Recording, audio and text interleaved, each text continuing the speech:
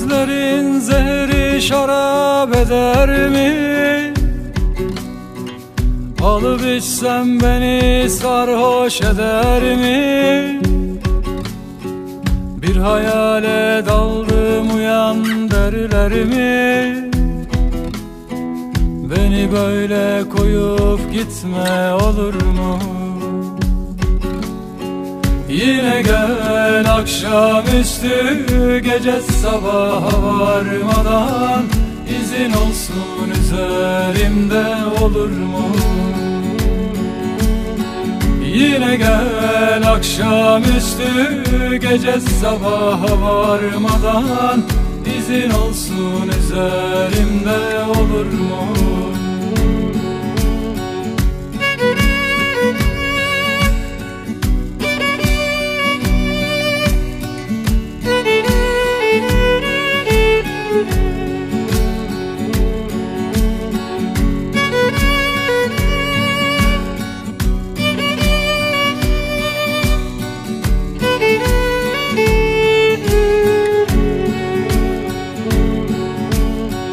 Ellerin kışı bahar eder mi?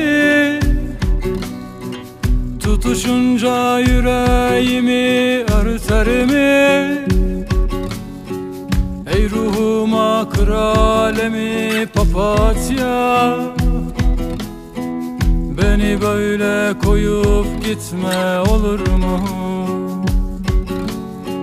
Yine gel akşamüstü, gece sabaha varmadan izin olsun üzerimde olur mu? Yine gel akşamüstü, gece sabaha varmadan izin olsun üzerimde olur mu?